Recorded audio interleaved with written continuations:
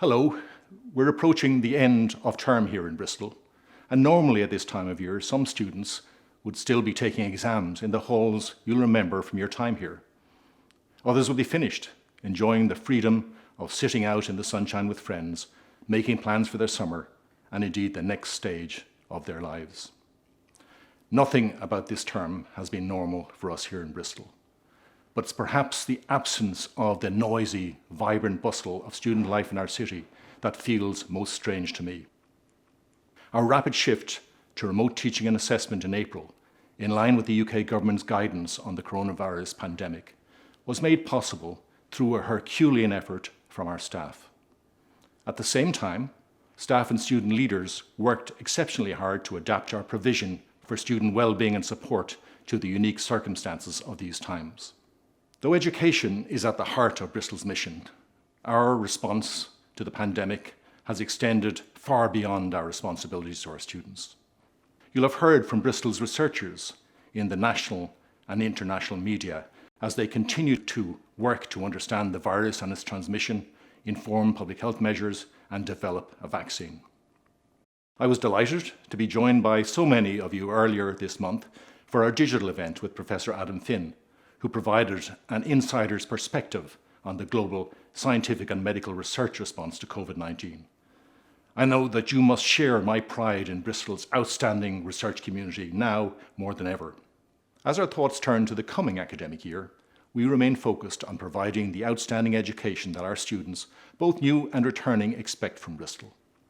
We'll blend the face-to-face learning that's so important to the university experience, the seminars, tutorials, laboratory sessions, research supervision, with the digital delivery of large-scale lectures.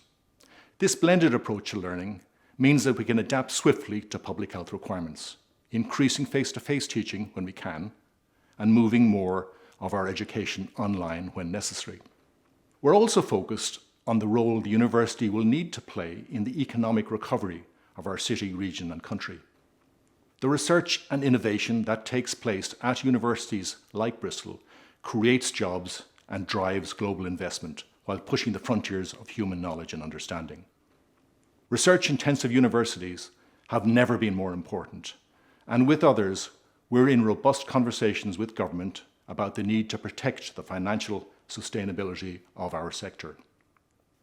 But as I and my colleagues here look to the future, the events of recent weeks have brought into sharp relief the need to understand our past and listen, learn, and act on injustice in our present.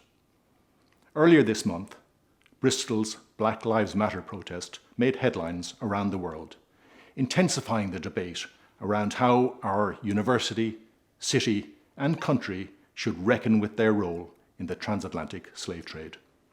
Globally, protests against racial injustice and systemic inequality have brought to the fore voices and experiences that are all too frequently silenced.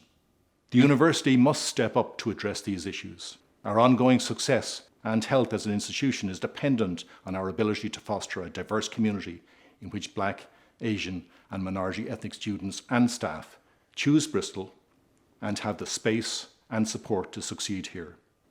I'm grateful to many of you for writing to me to share your experiences and your thoughts on how we can get to that point.